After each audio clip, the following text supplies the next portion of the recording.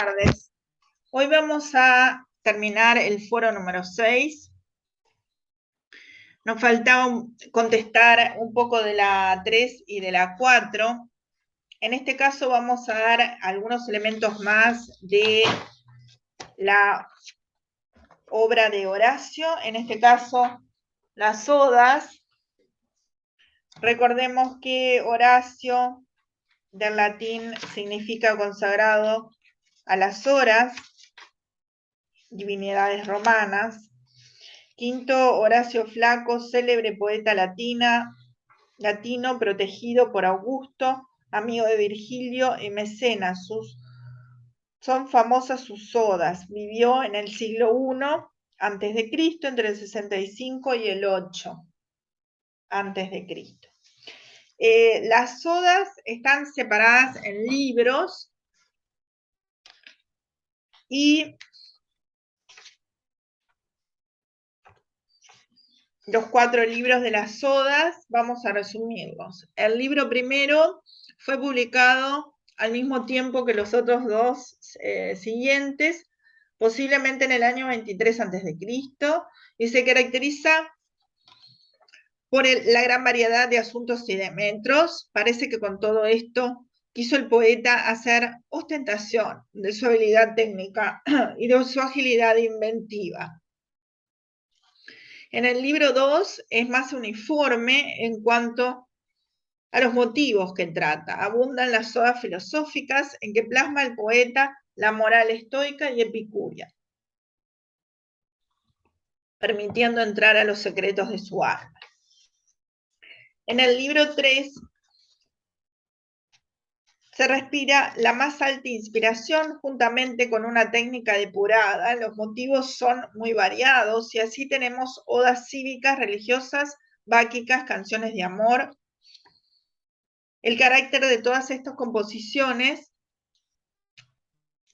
los lleva a algunos a llamarlo o a asociarlo a Alceo.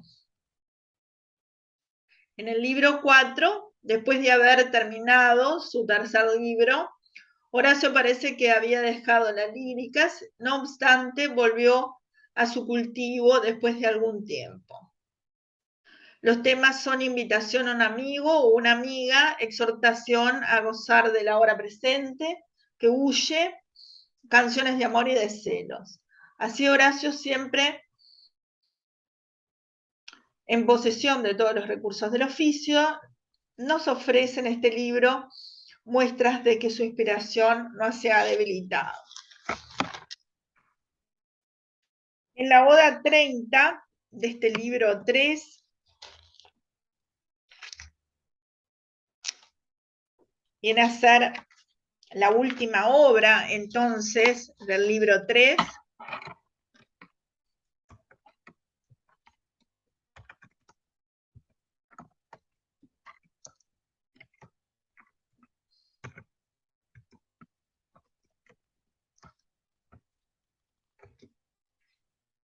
Vaticinio de su gloria. Acabé un monumento más perenne que el bronce, más alto que las regias pirámides, memoria de muertos faraones. No podrán demolerle ni roedora lluvia, ni vientos mugidores, ni los años sin número que en la fuga del tiempo se suceden veloces. No moriré del todo. Lo que hay en mí más noble triunfará de la parca, y con creciente gloria renacerá mi nombre, mientras al Capitolio con la vestal callada sube el gran sacerdote. Allí donde el áufido tan estruendoso corre, y en la región sedienta que en el humilde Dauno hasta su trono alzóse. La fama perdurable dirá que fui el primero que en latinas canciones ordenó de la Grecia los cadenciosos ritmos y los dulces acordes. Oh Melpómene, musa, ¿de quién son estos dones? Muestra tu justo orgullo y del laurel de Apolo una inmortal corona sobre la frente ponme. Bien, ahí desde el título entonces ya vemos lo que es la anticipación del tema, que justamente al hablar de vaticinio, justamente está anticipando su próxima o posterior gloria.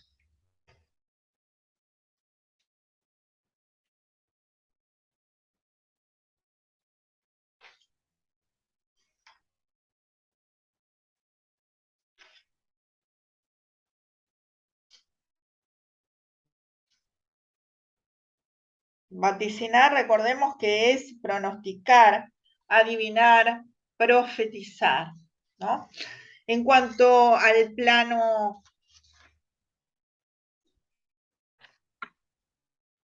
de la estructura, en el nivel estructural, está estructurada esta oda en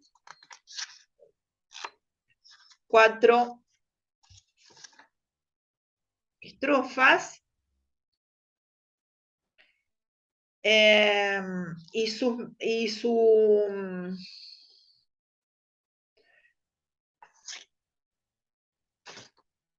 la medida de los mismos,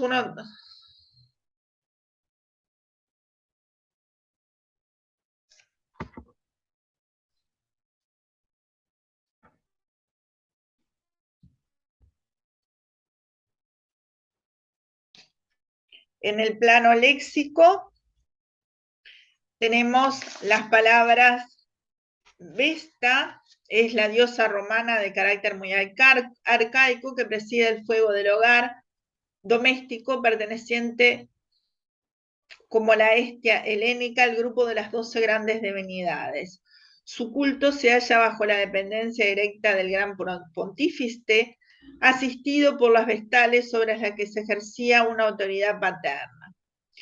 Hay una alusión al tópico del tempo fugit, en fuga del tiempo se suceden veloces. La palabra monumento y perenne son metafóricas dentro del contexto.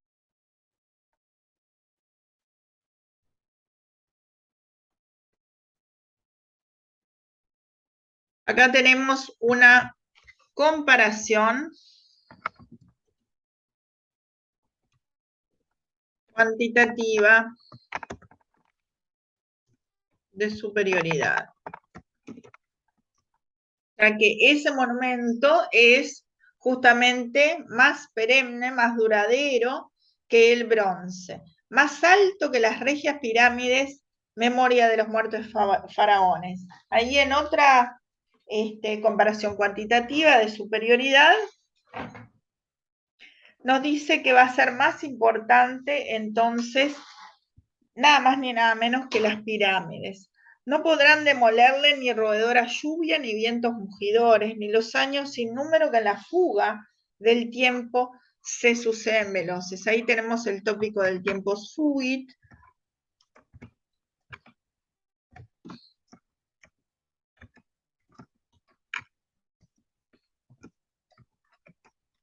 Que del latín significa tiempo fugaz, justamente cuando dice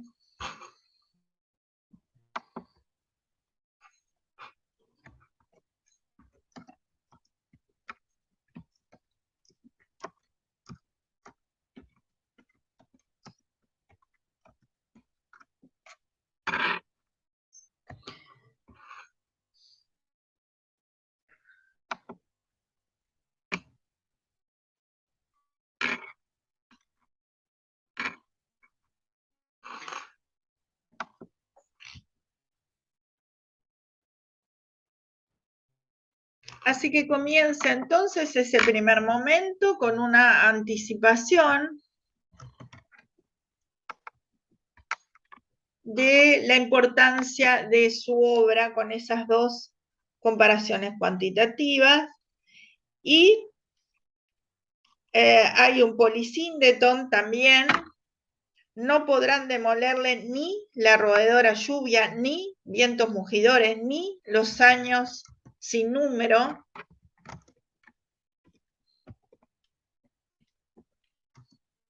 Que en la fuga del tiempo se suceden veloces. Es decir, ese polisíndeton en este caso, recuerden que poli, muchas, síndeton, conjunciones, sirve para enfatizar la seguridad que nada lo va a derribar, nada lo va a demoler ni siquiera ese tiempo, porque su obra va a ser más perenne, es decir, más duradera que el bronce, y su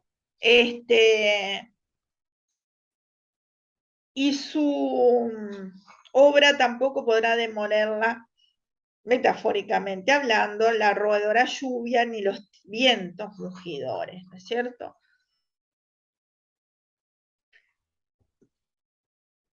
Luego nosotros tenemos en la segunda estrofa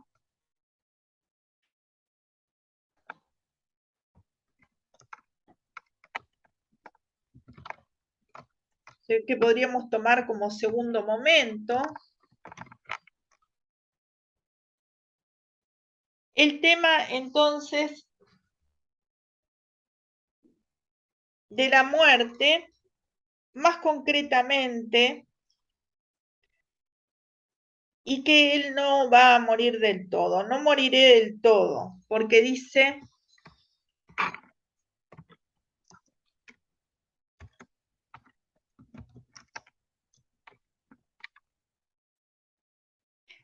lo que hay que en mí más noble triunfará de la parca, y con creciente gloria renacerá mi nombre, mientras al Capitolio con la vestal callada suba el gran sacerdote. Allí entonces el Capitolio, del latín Capitolium, era una de las 7 colinas de Roma. El Capitolio Mons era la ubicación del centro religioso y político establecido desde la antigua República Romana. Las 7 colinas son una serie de promontorios que históricamente han formado el corazón de la ciudad de Roma, situadas al este del río Tíber. Este conjunto geográfico ha protagonizado numerosísimos pasajes literarios y son una de las referencias que muchas veces es repetida en la cultura popular. Hablamos de tópico, del griego tópica es lugar común, es una voz que se hace en los lugares comunes utilizados para argumentar en los discursos o que aparecían en las obras literarias.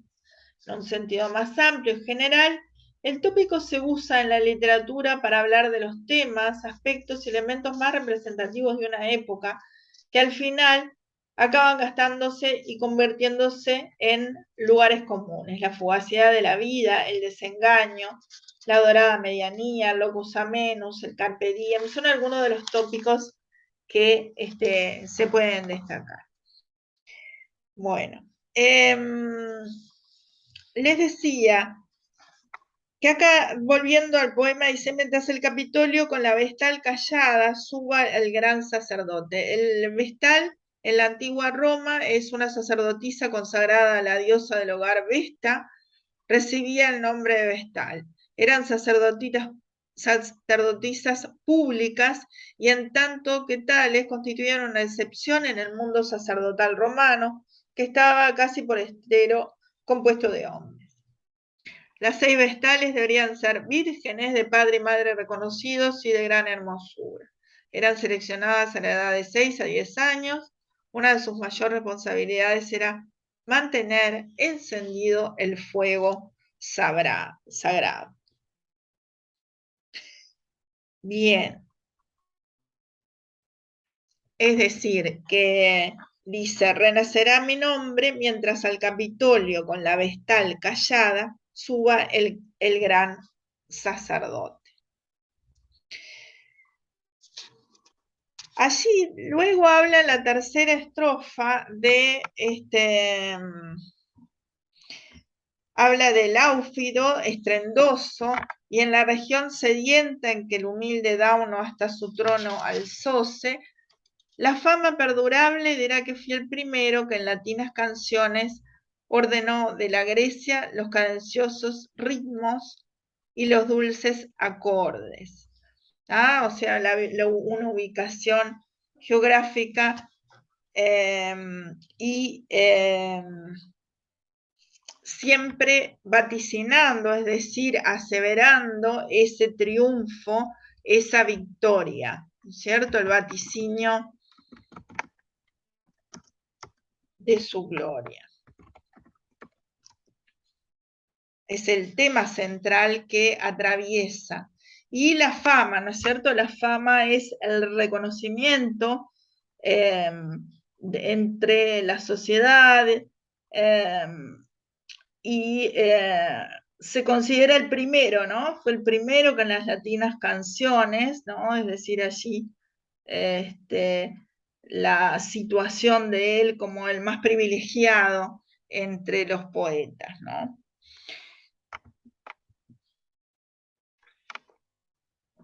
Luego, la última estrofa sería un último momento.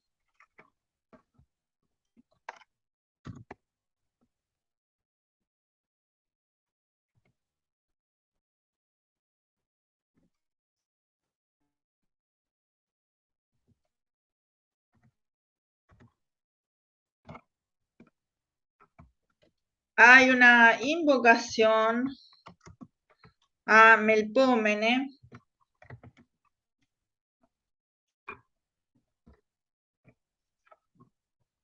donde tenemos lo que es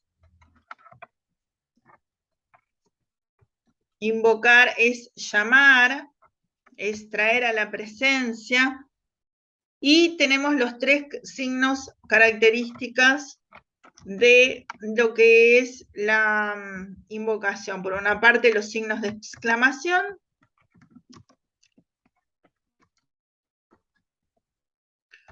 Por otra parte, la interjección.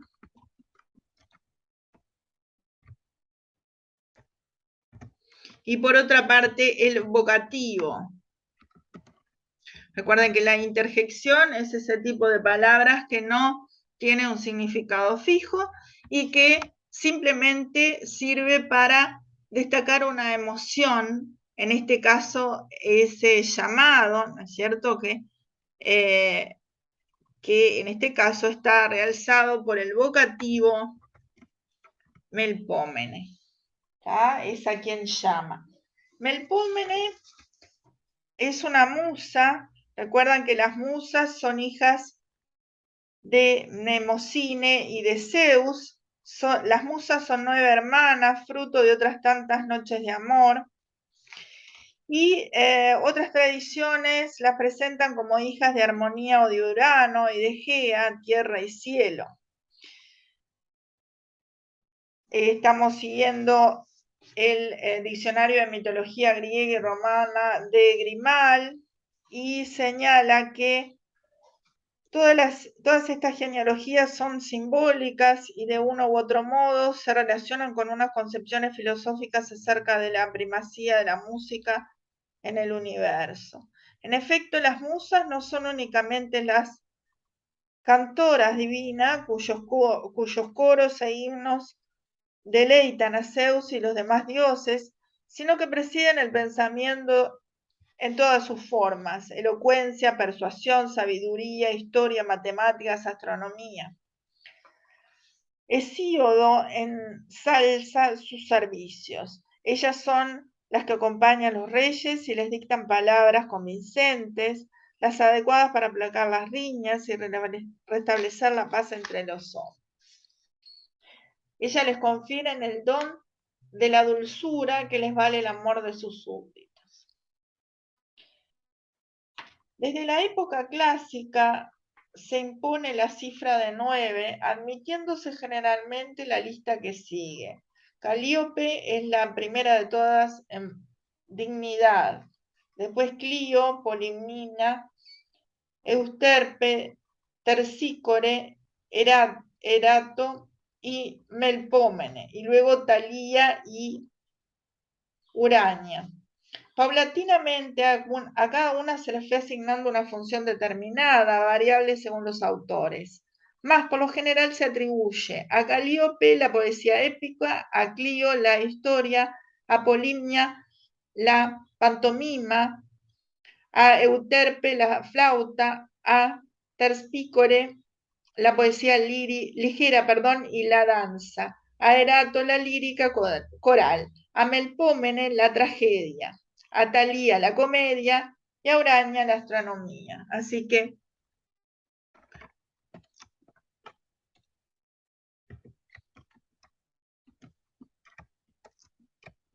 musa entonces de la tragedia. Bien.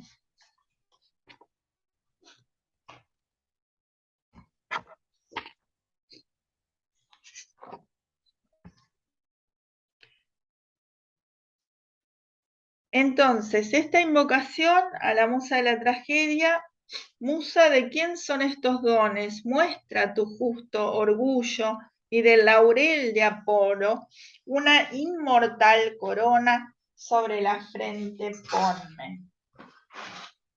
Acá la idea de corona triunfal o láurea fue la distinción concedida al general victorioso que entraba en Roma.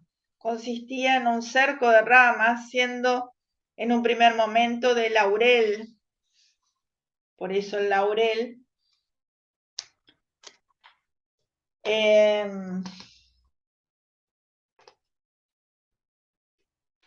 Bien, hay una larga historia en relación a los orígenes. Los orígenes no están del todo precisados, pero parece indiscutible su relación con una corona vegetal semejante, la de los olivos, que se otorgaba a los ganadores griegos en las Olimpiadas. Muchos consideran que Julio César utilizó la corona de oro imitando 2 ramos de laurel para disimular su calvicie.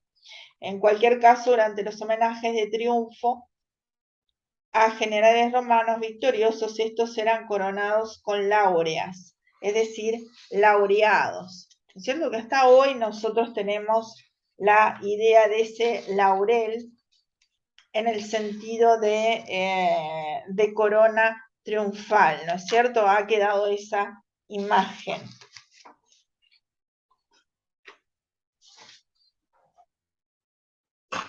Bueno, y entonces lo que dice es una inmortal corona sobre la frente ponme, es decir, allí hay una suerte de pedido con ese final, una suerte de deseo enfático de que entonces esa musa le conceda ese honor de tener entonces la corona inmortal sobre su frente. Bueno, hasta aquí entonces vamos a dar lo de Horacio. Gracias.